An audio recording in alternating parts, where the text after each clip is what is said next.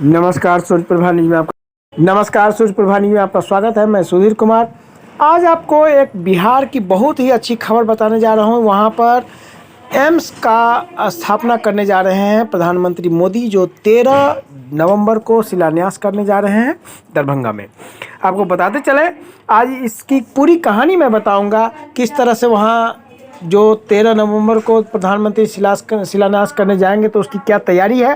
साथ ही उसकी पूरी पीछे की कहानी बताऊंगा कि जब 2015 में अरुण जेटली ने संसद में ऐलान किया था और उसके बाद आज 2024 में उसका शिलान्यास होने जा रहा है, तो इस बीच में क्या क्या राजनीति हुई, कितना समय लगा, क्यों लगा, इन सारी चीज़ों के बारे में आज आपको मैं इस वीडियो में बताऊंगा।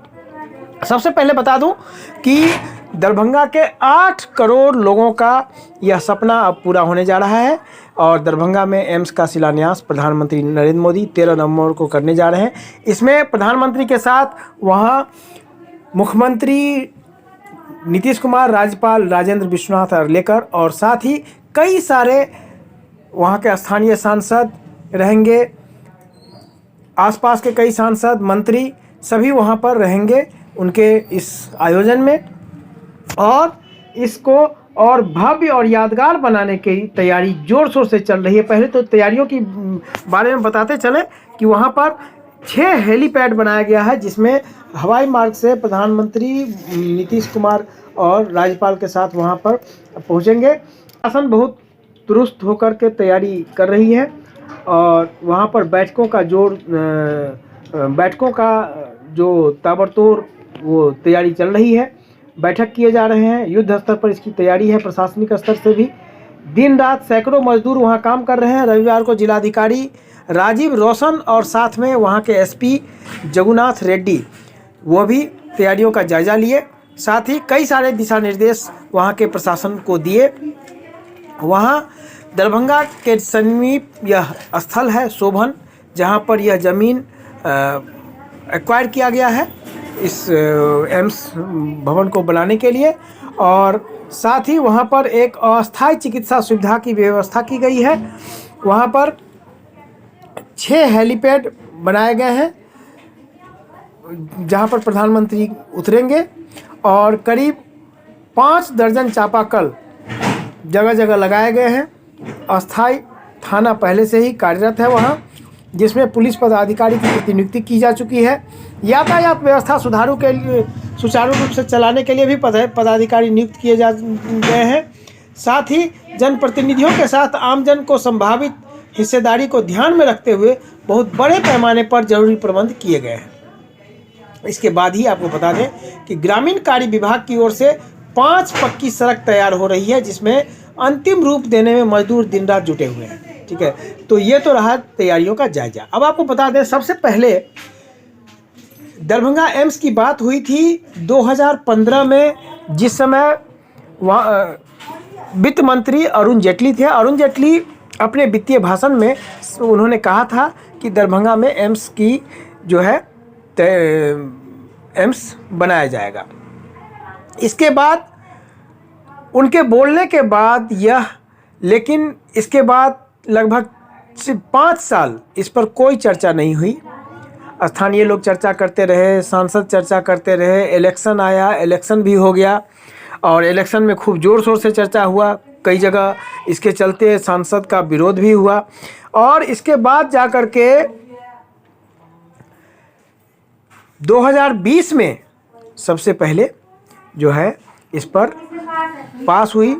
बिहार सरकार को कहा गया ज़मीन एक्वायर करने के लिए, और बिहार सरकार कई कारणों से कुछ ज़मीन, वो तो सबसे पहले तो उन्होंने कहा कि दरभंगा जो DMCH है, दरभंगा मेडिकल कॉलेज हॉस्पिटल, उसी में इसको चला दिया जाए एम्स को।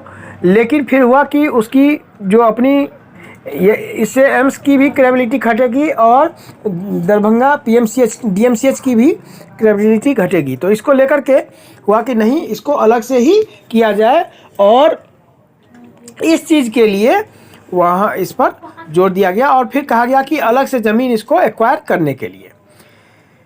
फिर जाकर के दरभंगा एम्स की आखिर में हुई और इस तरह से वो फिर से जब बात आई कि नहीं यहाँ नहीं तो फिर कहाँ, तो फिर जगह तय हुआ।